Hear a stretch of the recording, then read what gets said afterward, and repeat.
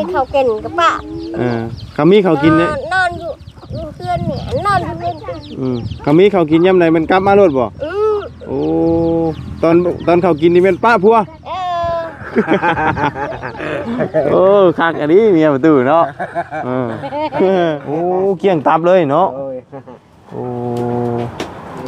ให้ตัวนี้มีบ่ตัวนี้ตัวนี้กับเบิดเป่าคือกันพี่น้องเนาะอ่ะแสนหนึ่งนะตู้เด้อพอได้ซื้อข้าวซื้อน้ำเด้อ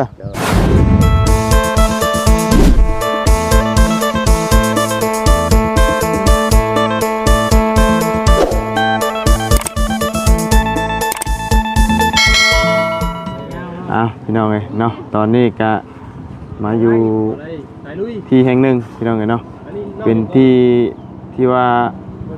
เคยเข้ามาหลายข้างหลายคนแล้วพี่น้องเลยเนาะก็เป็นปีแล้วพี่น้องเลยเนาะที่ว่าไม่ได้ขึ้นมาหาเรานี่ก็ประตูเขียววองอะไรพี่น้องประตูเขียววองที่ว่าอายุ7 ปีเลย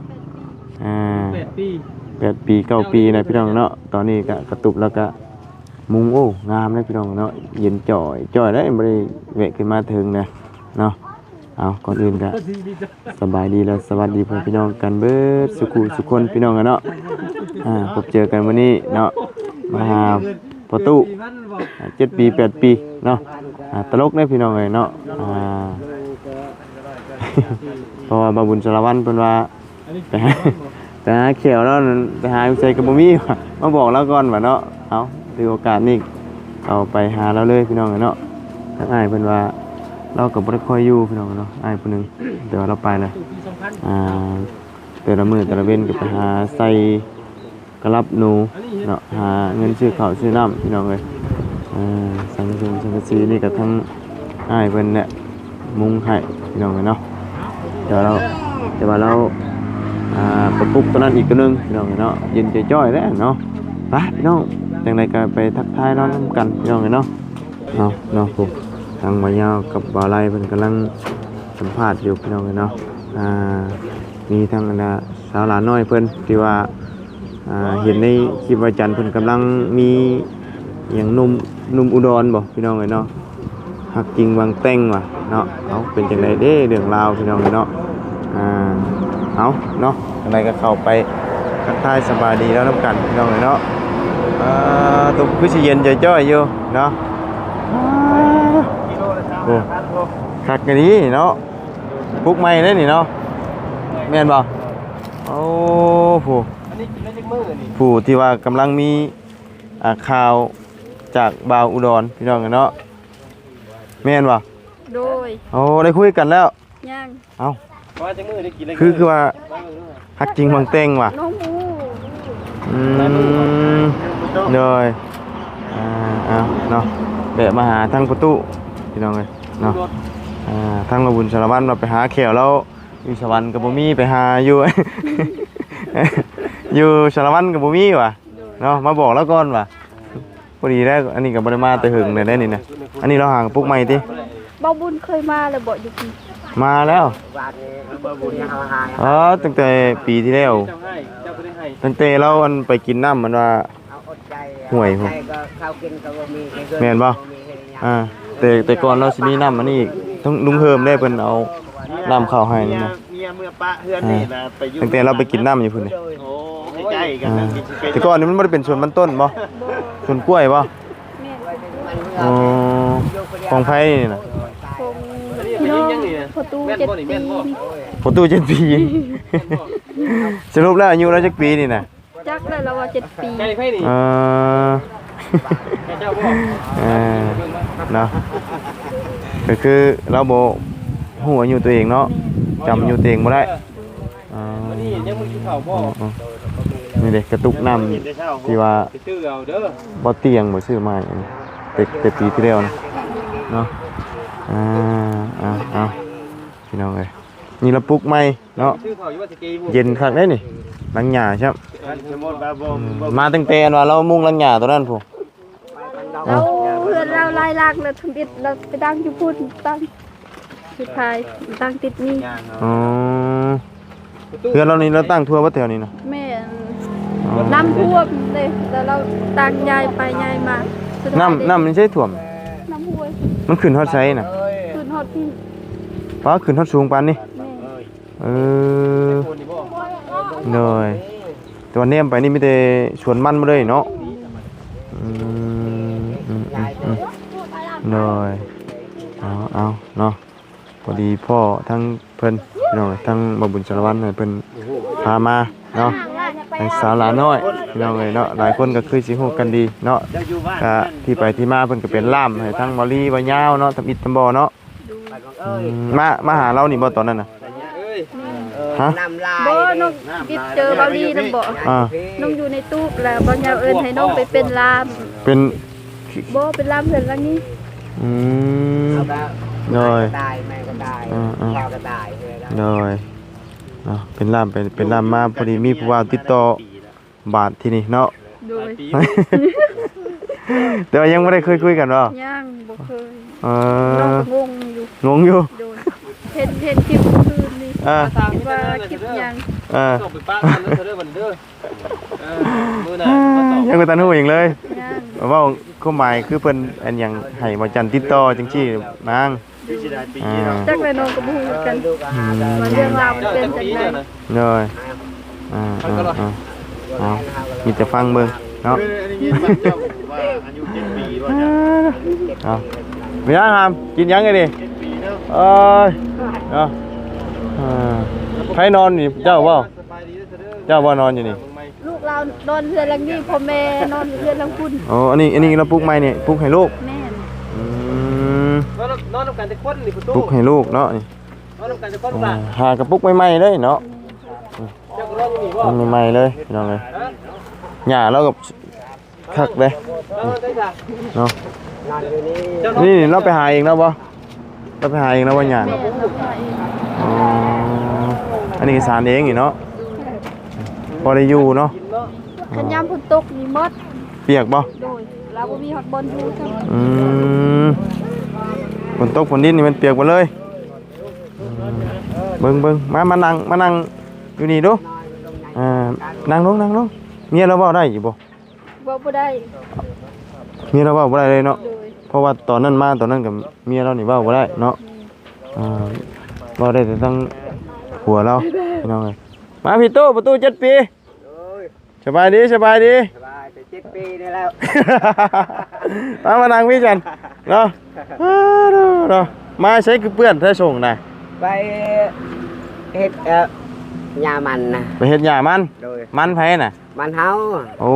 หลายบ่ บ่ได้ลายแต่ทำนี่ อ๋ออันนี้บ่ของเจ้าน่ะ บ่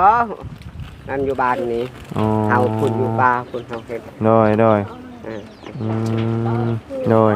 สรุปแล้วอายุ7 ปีดีบ่เดี๋ยวนี้น่ะ โดย เอาเว้าแท้ บ่แม่นเฮาอยากหรอก เออเลยเจ้าฝากให้เพิ่นหาเขียวให้บ่ โอ้ยเฮาพาคุณกับชาวคุณ ฮะ ได้ก็หลุดแควอันมันไปแล้ว เลย เข้าแล้วแต่ยังลงไปใครแน่ เลยเอาเนาะ เมื่อวานนี้เพชรกันกับเมียเฮาก็ข้าวกินก็บ่มีเฮือนอยู่ก็บ่มีเฮ็ดหยังเฮาจักเมื่อบาดอยู่กับเฮาก็อยู่ผู้เดียวเฮาบ่เฮาแม่ก็ตายเมียพ่อก็ตายกับไผเฮาอยู่เฮาอยากตั้งแม่นั่นอยู่นำกันนั้นมันหายบ่มีข้าวกินหายก็ มันคักบ่แน่บ่ โดยก็ชื่อเขาก็บ่มีเบิกเกินอยู่ก็บ่มีเฮาอยากปะเจ้าโก้ย เมียบ่อยากป้าน่ะเมียอยากป้าเจ้า เออ โอ้บ่อยากป้าย้อนมีข้าวกินนี่บ่โดยเนาะโดย มีหยังกันนั่งกับติ๊กเรา ยิงนก ไปหายิงนกบ่ ยิงน็อต ยิงนก ยิงน็อต เลยมาพี่เจ้าดันให้ล่ำเปนี่เนาะตะไป ใครอันนี้ในบ้านเดียวกันเนาะ โดย ลูกหลานบ่หรือว่าไหน ว่าเคย ฮะอันเราอยู่เดี๋ยวนี้หนึ่งของไผนี่ ของร้านเรา ของหลานเราก็ไงนี่มีแต่ปุ๊กหลังน้อยๆอยู่เชื่อ เด็กก็ชัดชื่อก็ได้มาอยู่ก็บ่ได้ประชามบ้านเฮาใหญ่ได้เจ้าอยู่นี่เด้อเฮาอยู่นี่ เจ้าฮืออยู่พุ่นเด้อเฮาฮืออยู่พุ่นน่ะโกญาติ ใหญ่พุ่นใหญ่พี่บ่ แม่แต่เก่าเราอยู่หุ่นเด้เขาให้ยายเด็ดเรามาตั้งที่เราวันนั้นแล้วเขาให้ยายอีกเราตั้งที่ยายชายต้องติดทาง จัดคัดอยู่ คำเพิ่นให้ใหญ่อีกได้ใหญ่ไปใช้บัดนี้ จักแล้วบ่มีเลย อืม ยอมกับมันบ่ ยอมกับมัน เฮากลัวมันหายเฮาอยากได้กล้วยได้แต่ก็กิน หน่อยกล้วยจะบ่นี่น่ะ โดย อืมหน่อยมาตอนนั้นน่ะอยู่หลังนี่เนาะ โดย อยู่หลังหญ้าเนาะบัดนี้แหละอันนี้ปลูกใหม่ได้จักเดือนน่ะ นี่ก็บ่ฮอดเดือน บ่ฮอดเดือนบ่ โดยเฮาอยากเป็นไข่หุดเขาปลูกเขาเลย แต่เฮายันพันตกหรือบ่มี โดย เฮาเฮ็ดคนครัว เดือนครัว โดย อ๋อเดี๋ยวมื้อนี้เนี่ยมาแต่เสียมันเสียหญ้ามัน โดย อ๋อเนาะไปเบิดเลยบ่เมียก็ไป บ่ไปเพิ่นเฮา อ๋อเมียบ่ได้ไป บ่ไป คือบ่ไป บ่ไปไปอยู่ป่าบ่ได้ไป ไปอยู่ป่า ไปคนเดียวเฮาใช้เฮาเมื่อ 7 ปีแล้วแล้วว่าหยอกเชื้อแล้วว่ะ จัก เขาตู้7 ปี สรุปจักปีอ่ะ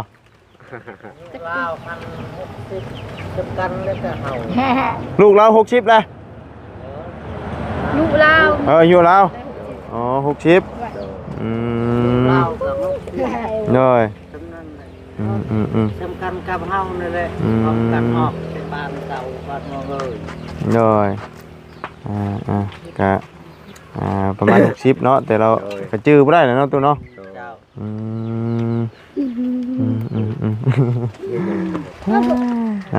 เอาตะกี้น่ะเรากินน้ำห้วยพุ่นเนาะบัดนี้กินน้ำนี่บ่บัดนี้น่ะ ไม่เคยเฮิบแต่อันในปูแบบ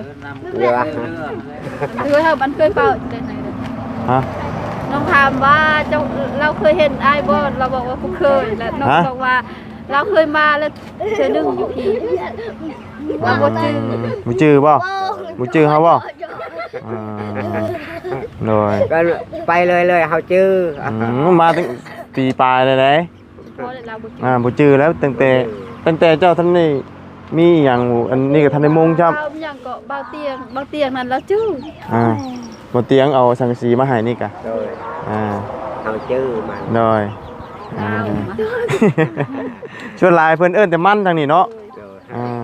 อันลูกเต้าเอิ้นพ่อเอิ้นแม่ก็ชวนหลายนี่มันเนาะ บ่พ่อแม่ บางคนเห็นเอิ้นมันเลย แต่คันสุดว่าผัวเมียเขาเอิ้นกันแม่โตพ่อโตภาษาน้องเอิ้นว่าเพอันผัวอัน พี่อัน นี่ก็แม่อัน อ๋อ พี่อัน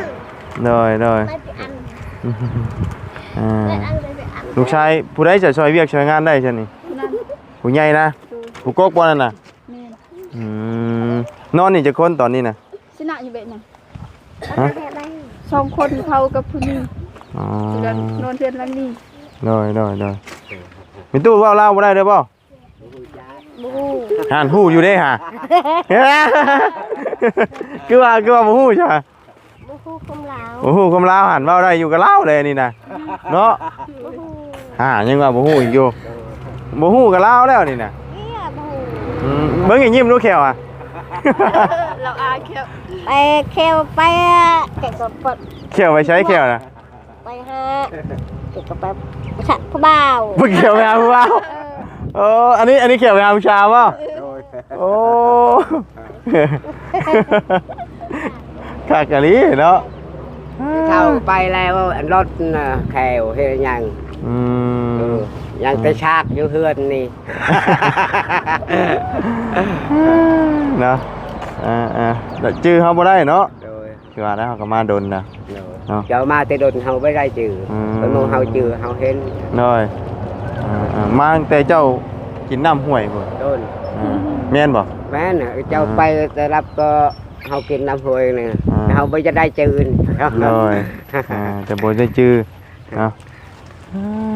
เอาพี่น้องเอ้ยอันนี้ก็เราปลุกใหม่อันนี้น่ะมาเฮ็ดหยังอันนี้น่ะ อันนี้คนได้เฮาดังไฟเกิด ไม่ดิบบ่แม่นบ่ ยังบ่ ยังบ่เบิด ไม่ยังบงอ๋อคือ เฮ็ดคืน ว่าไงดิบกับจุดใหม่ โดย แม่นบ่ เขาออกมันแล้วเปลือกมัน เห็นแล้วจังหวะนั้นมันดิบกระจูดใหม่แม่นบ่อ๋อ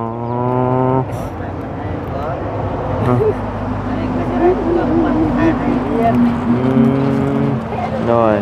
เอามานี่ใช้แบบถอกไอ้ถากกามันขายบ่ อยู่บ้านนี่ ของเจ้าเองบ่ บ่นั่นเขา อ๋อเขาถาก เขาฉาก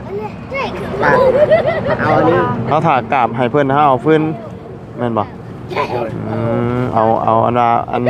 ไม่ มาจูไฟ เอาโดย ไปรับจ้างบ่ถากนะ บ่เฮาอยากได้ อยากได้ไม้ชื่อนี่ อยากได้ไม้ชื่อๆ ก็เลยไป ไผ่เขาจะรักไผ่เขา โดยเนาะโดยหาอยู่หากินได้สักมื้อนี่น่ะ บ่ได้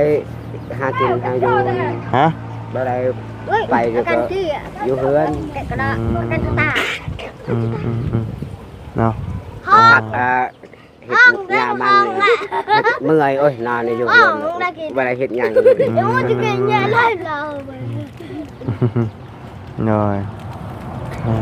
dạ mưa cái chân và tẹt chân lอกquá là nó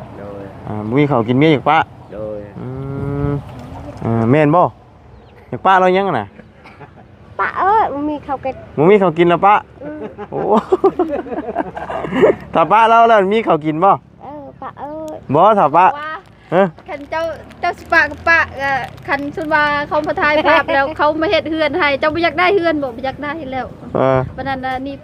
เมื่อเห็นล่างแล้วบัดนั้นนะ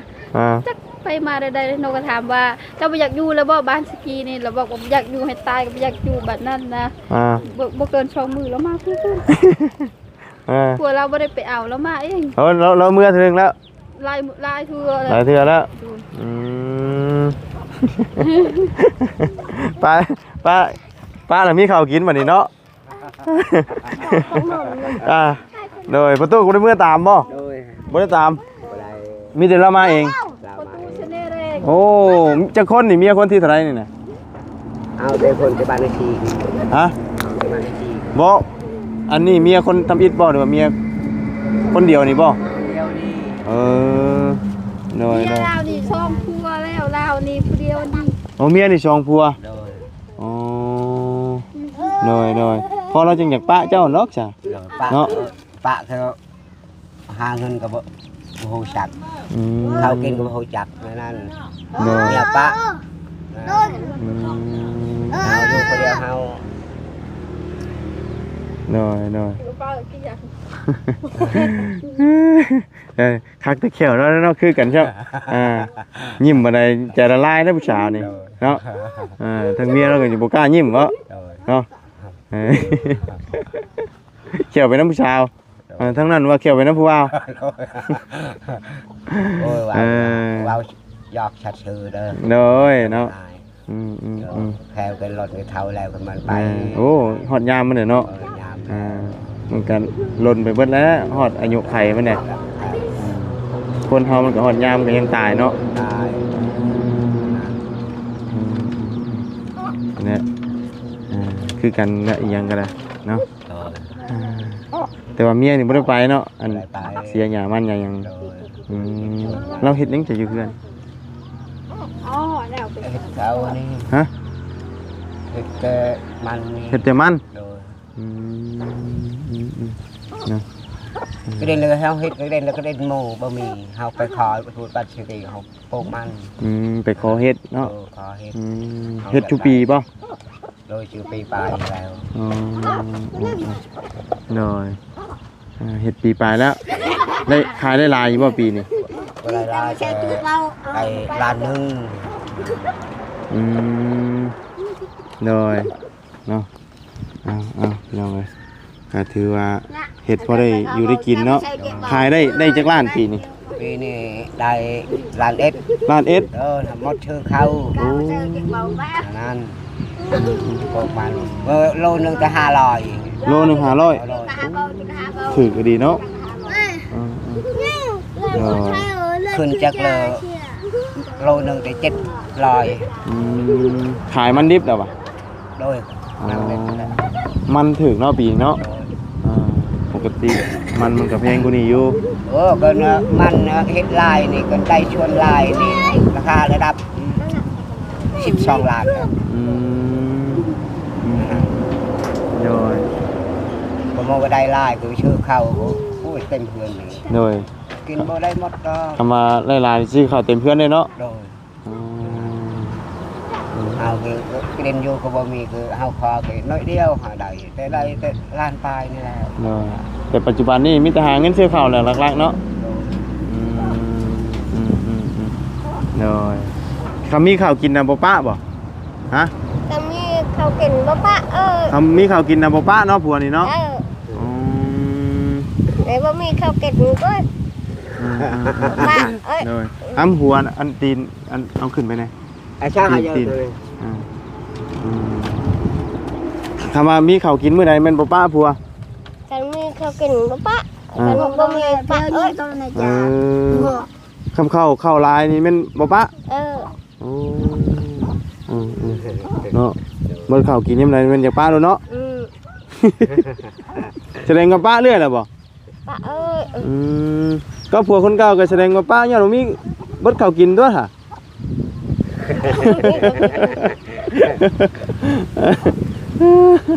มันเราเบิ่งเฮือนหมู่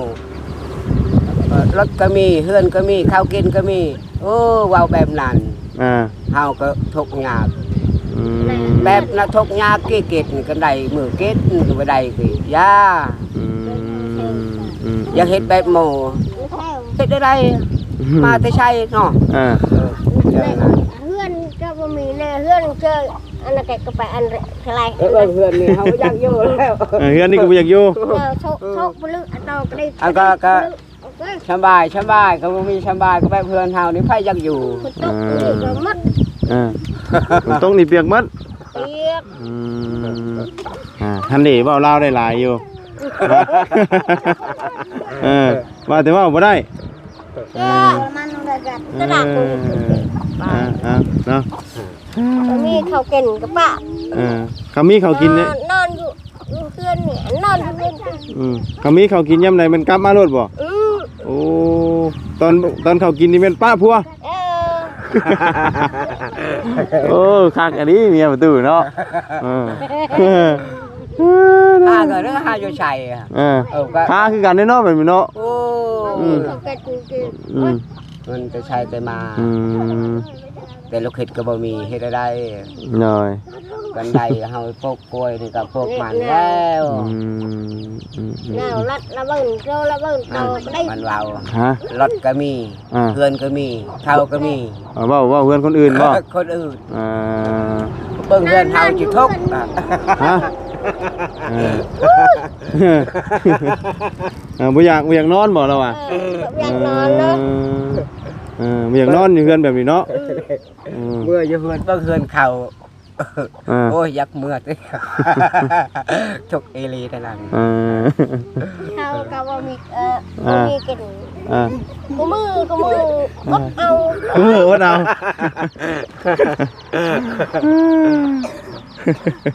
ตลกเลยเรากันเนาะมายิ้มแข่งกันด้วยฮะแล้วมายิงมาไหมจ้างแรงเลยแล้วก็เด็กกระดับลิ้นก็เบาว่าวตีบ่ว่าวตีแค่นะเอาว่าม้วนเขาเก็บเนี่ยมีจักโลเขากินมื้อนี่ตุโดยบ่มีเลยเอ้ากินใช่มื้อนี่นะฮะบ่มีข้าวเป็ดเดี๋ยวเฮาต้มผักกินบ่ใส่เดี๋ยวไปเบิ่งรูปไปนี่เคยได้ผักอันนี้อีจ้าไปคือหมดแล้วเขามีเขากินโดยไปย่างไปเบิ่งนี่ไดมีหยังเลยบ่เลยเขาก็มาผักก็แล้วนี่ผักอันนี้กินผักอันนี้โดยโอ้อันนี้เจียวยังอันนี้นะนี่เจียวนี่ได้เจียวต้มผักเลยโอ้หัวค่าข้าวกินกับบะหมี่โอ้เกี่ยงตับเลยเนาะโอ้ มีเท่านี้มีแต่ติ๊บเดียวนี่ เออ บ่มีเลย นี่เต็ม อืมเนย ตัวนึง ให้ตัวนี้มีบ่ตัวนี้ ก็มี ตัวนี้ก็เบิด มัน เป่าคือกันพี่น้องเอ้ยเนาะยังบ่ได้กินข้าวตัวซะนี่ โดย นี่เนาะอ้ายแต่อีตุนเนาะพี่น้องเอ้ยอึ๊บมาซะบ่บุญก็บ่มีหยังนะพี่น้องเอ้ยมีแต่สิเอาเงินให้เราจักแสนหนึงก็ได้กันเพราะได้ให้เราไปซื้อข้าวซื้อน้ำเด้อตู้เด้อ โดย จังได้เฮากะเนาะมีบ่หลายอ่ะแสนหนึงนะตู้เด้อ โดย บ่ได้ซื้อข้าวซื้อน้ำเด้อ โดย